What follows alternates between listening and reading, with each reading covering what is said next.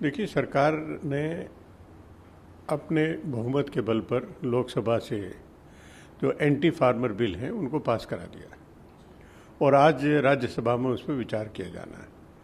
Opposition पूरी तरह से एक है, यहाँ तक कि एनडीए के घटक दल जिसमें अकाली दल है वो खुलकर विरोध कर रहा है। उनके एक मंत्री थे, उन्होंने इस्तीफा दे दिया है और हमें पूरी उम्मीद है कि जो किसानों के विरुद्ध है, किसानों को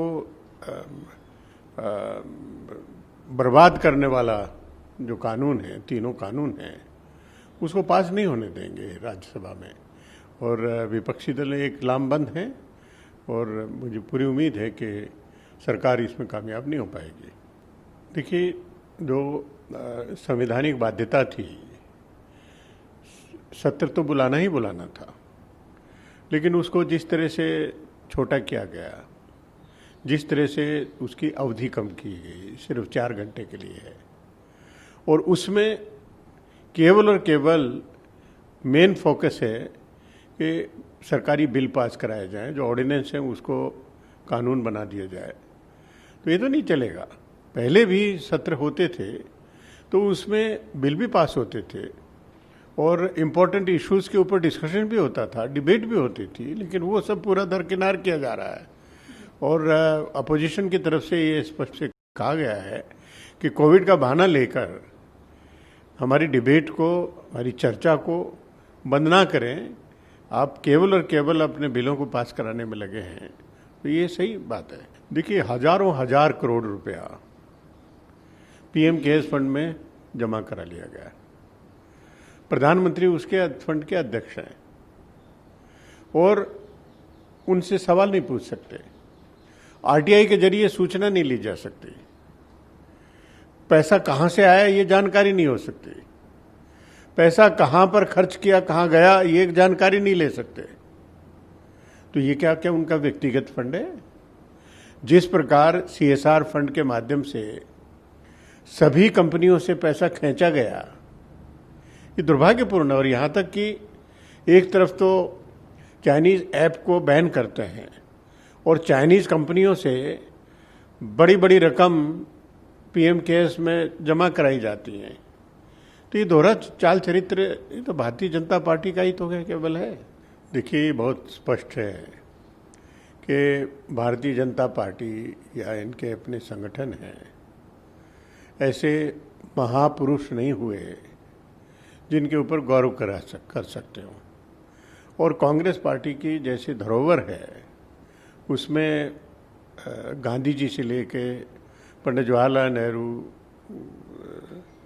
लाल बहादुर शास्त्री, इंदिरा जी, राजीव जी, एक परंपरा चली आ रही है जिन्होंने देश के खातिर कुर्बानी दी है और वो कांग्रेस की धरोहर है।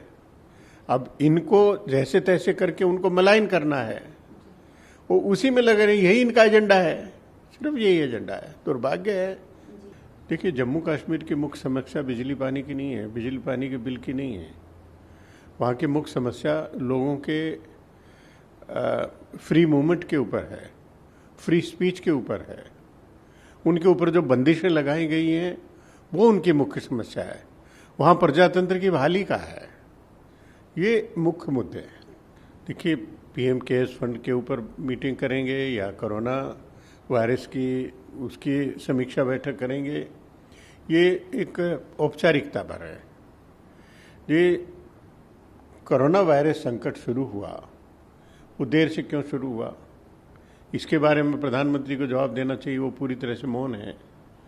जो लॉकडाउन डिक्लेयर किया गया, उस पर चर्चा क्यों नहीं की मुख्यमंत्रियों से, उसमें चर्चा क्यों नहीं की राजनीतिक दलों से। सबसे चर्चा करके वो देखा जाता कि इसका क्या प्रभाव पड़ेगा, मजदूरों पर क्या प्रभाव पड़ा।